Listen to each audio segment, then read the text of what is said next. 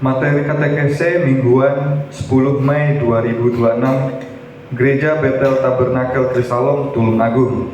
Tema hierarki gereja.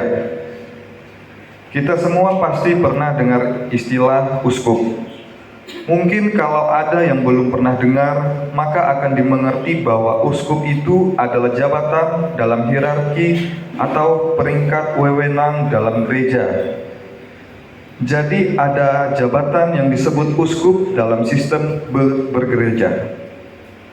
Lantas apakah kita ini punya seorang uskup? Kalau secara harafiah tentu saja kita tidak punya. Sebab itu tidak ada dalam hierarki gereja Betel Tabernakel. Tapi mari kita bahas bersama mengenai uskup. Uskup itu kalau dalam bahasa Yunani adalah episkopos. Kalau bahasa Latinnya episkopus, yang artinya adalah penilik. Istilah ini bukan istilah yang dimunculkan oleh kekristenan, tapi ini istilah yang sudah lama ada dalam bahasa Yunani. Karena episkopos berarti penilik, maka tugasnya tentu saja adalah menilik atau mengawasi. Dalam gereja mula-mula, episkopos atau uskup itu sudah ada. Jadi uskup bukanlah jabatan yang dimunculkan oleh gereja baru-baru ini, tapi ini jabatan yang sudah ada sejak zaman para rasul. Siapa yang mengadakan jabatan ini? Tentu saja para rasul sendiri. Pada masa jemaat mula-mula, para rasul itu hanya mengajar dan memberitakan Injil dengan berpindah-pindah tempat, tidak menetap. Jadi setelah Rasul Petrus mendirikan jemaat di Yerusalem, Petrus itu tidak kemudian hanya di Yerusalem saja, tapi keliling ke tempat-tempat lain. Begitu juga dengan rasul-rasul yang lain. Lantas harus ada orang yang bertanggung jawab atas gereja saat para rasul tidak ada di tempat. Oleh sebab itu, para rasul mengangkat seorang episkopos atau penilik. Tugasnya apa? Tugasnya adalah mengawasi jemaat dan berkeliling mengunjungi jemaat. Yang diawasi itu ajaran-ajaran yang dibahas oleh para jemaat, supaya para jemaat tidak terkena ajaran-ajaran yang keliru atau sesat. Sebab seperti sudah dibahas minggu lalu, bahwa jemaat mula-mula itu tidak punya Alkitab. Jadi tidak ada pedoman tertulis. Karena itu perlu ada yang mengawasi supaya ajaran-ajaran yang dianut oleh para jemaat itu tidak keluar jalur. Itu tugas utama dari seorang episkopos atau uskup.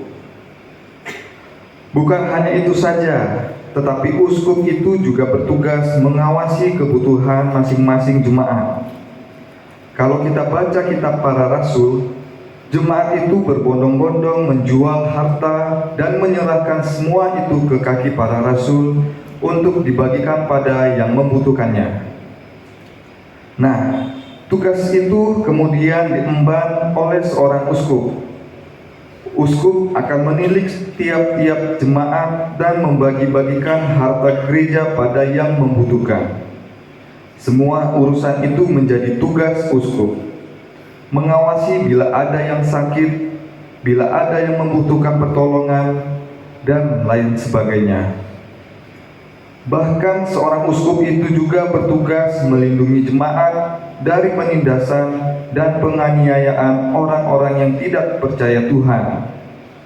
Karena itu biasanya seorang uskup itu dipilih dari orang yang terpandang secara sosial di masyarakat, sehingga uskup juga bisa menjadi humas atau hubungan masyarakat. Uskup juga diberi kuasa oleh para rasul untuk pembaptisan, memimpin perjamuan kudus atau ekaristi, dan semua peran yang seharusnya dilakukan oleh para rasul. Jadi seorang uskup itu bisa dipandang setara rasul. Bila saat itu tidak ada seorang rasul di sana, Misal saat di Yerusalem, jika ada Petrus, maka Petrus yang menjalankan tugas-tugasnya, membaptis, mengadakan perjamuan kudus, mengajar, dan lain sebagainya. Tapi kalau Petrus sedang keluar kota, maka segala tugas itu akan dijalankan oleh seorang uskup. Setelah para rasul meninggal, para uskup ini yang dipandang oleh jemaat, sebab para uskuplah yang dilimpahi kuasa oleh para rasul. Kemudian para uskup ini akan mengangkat murid-murid yang akan ditugasi membantu uskup menjalankan fungsinya. Nanti kalau uskupnya ini meninggal, maka salah seorang murid uskup itu yang akan menggantikan. Begitulah seterusnya, sampai masa sekarang ini. Masih ada gereja yang memelihara garis kerasulan para uskup. Setelah mengetahui ini, diharapkan jemaat tidak memandang jabatan uskup itu aneh atau berlebihan, karena jabatan uskup itu sesuai dengan iman kekristenan. Sebab para rasul sendiri yang pertama-tama mengadakan jabatan uskup. Kalau kita dalam GBT itu misalnya ada jabatan uskup, maka sebenarnya koordinator wilayah itu secara tugas dan tanggung jawab bisa disebut uskup.